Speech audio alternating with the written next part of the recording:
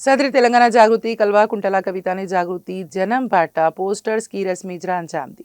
उन्होंने ऐलान किया कि 25 अक्टूबर से 13 फरवरी तक 4 माह के दौरान 33 अजला में ये यात्रा मुनक्कद की जाएगी। कलवा कुंटला कविता ने वाज़ेह किया कि ये प्रोग्राम तेलंगाना आवाम की आवाज़ सुनने के लिए मुनक्कद किया जा रहा है और इसका मकसद समाजी तेलंगाना के क़याम की जद्दोजहद को आगे बढ़ाना है। उन्होंने कहा कि केसीआर तेलंगाना के मुअम्मर और अजीम कायद हैं, लेकिन रास्ते जुदा हो जाने की वजह से जन्म बाटा के पोस्टर्स में उनकी तस्वीर शामिल नहीं की गई। उन्होंने कहा कि केसीआर की बेअदबी करने का कोई इरादा नहीं है। कलवा कुंटला कविता ने कहा कि तेलंगाना भर में अवामी मसाइल पर जागृति मुसलसल जद्दोजहद कर रही है। कल ही हमने ग्रुप 1 उम्मीदवारों के लिए जद्दोजहद की।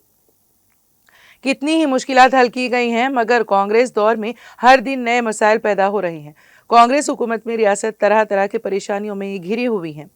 देहातों में यूरिया की कमी का मसला है तो शहरों में और भी कई मसाइल दरपेश हैं। हुकूमत अवामी मसाइल के हल पर तवज्जो देने के बजाय हस्ब इख्तिलाफ को निशाना बना रही है। कौमी पार्टी होने के बावजूद बीजेपी भी कोई काम नहीं कर रही है। 8 एमपीज़ और 8 एमएलए होने के बावजूद बीजेपी ने तेलंगाना के लिए 1 रुपया भी नहीं दिया। कविता ने कहा कि आज तेलंगाना के हर गांव में गैर यकीनी कैफियत है।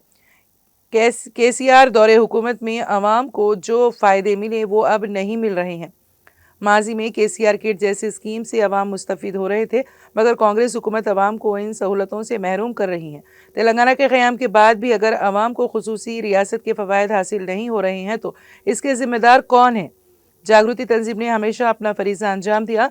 मैं इब्तिदा से ही समाज के तई फ़िक्रमंद रही हूँ और इसी फ़िक्र के बायस तेलंगाना तहरीक में अपनी जान की बाजी लगाई। इसी जज्बे के तहत मैंने हमेशा कहा कि हमने जोग्राफियाई तेलंगाना तो हासिल कर लिया है, मगर अब हमें समाजी तेलंगाना हासिल करना है। समाजी तेलंगाना का मतलब सिर्फ बीसी, एससी और एसटी तबकों के लिए नहीं, बल्कि ओसी तबके के गरीबों, ख़वातीन और नौजवानों समेत तमाम तबकात को मसावी मौक़े देना है। सबके लिए हुकूक को यकीनी बनाना ही हमारा मकसद है। समाजी तेलंगाना कोई नारा नहीं, बल्कि ये हमारा पॉलिसी फैसला है। जब तक जागृति कायम है, हम हर तबके की फलाह बहबूद के लिए पुरअज़्म रहेंगे। हमारे लिए अवाम ही असल रहनुमा है, इसीलिए हम अवाम के दरमियान जा रहे हैं। उन्होंने कहा कि हैदराबाद में बैठकर मसाइल पर गुफ्तगू करने के बजाय हम ज़मीनी सतह पर अवाम की मुश्किलात को जानना चाहते हैं। तेलंगाना में ऐसे बहुत से ज़हीन और हसास लोग मौजूद हैं जो दिल से सोचते हैं, अच्छे कायदीन भी हैं। हम सबसे मिलेंगे और हर ज़िले में मुख्तलिफ तबक़ात के लोगों से उनकी राय और ख़यालात मालूम करेंगे।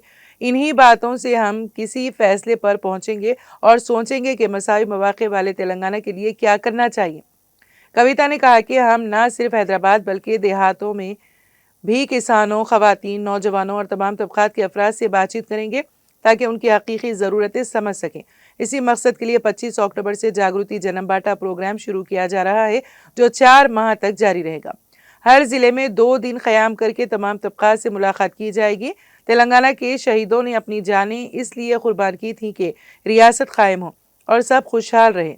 समाजी तेलंगाना के क़याम के लिए उन्हीं शहीदों के ख्वाब को हकीकत बनाना मेरी इस यात्रा का मकसद है। उन्होंने कहा कि केसीआर की बेटी के तौर पर पैदा होना मेरे लिए जन्म जन्म का एजाज़ है। मैं उनकी बेअदबी कभी नहीं कर सकती। मैं अवाम की आवाज़ सुनने के लिए जन्म बाटा प्रोग्राम शुरू कर रही हूँ। मैं जानना चाहती हूँ कि जब तेलंगाना हासिल हुआ तो अवाम क्या चाहते थे, क्या हुआ और अब वो क्या चाहते हैं। केसीआर के लिए जागृति और बीआरएस दोनों आंखों की मानिंद है। उन्होंने कहा कि मुझे मालूम नहीं कि तेलंगाना की सियासत में कोई स्पेस है या नहीं।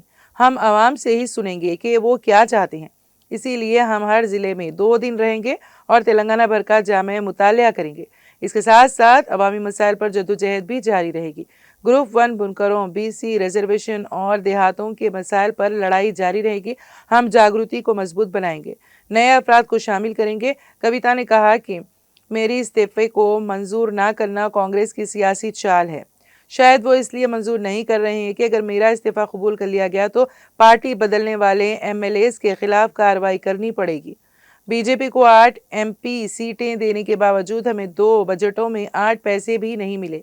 बीसी रिजर्वेशन की बात करने वालों ने ही गवर्नर और सदर जमहूरिया के पास बिल रोक दिया। बीजेपी वाले इलेक्शन रुकवाने की धमकियां दे रहे हैं। कविता ने कहा कि कांग्रेस पार्टी हर महाज पर नाकाम हो चुकी है। हर जगह हमें जद्दोजहद करनी पड़ रही है। नेशनल पार्टियां नाकाम हो चुकी हैं। इसीलिए मैंने आवाम के दरमियान जाकर उनकी बात सुनने का फैसला किया है। आवाम की गुफ्तगू से ही हमें आगे के इक़दामात का हल मिलेगा।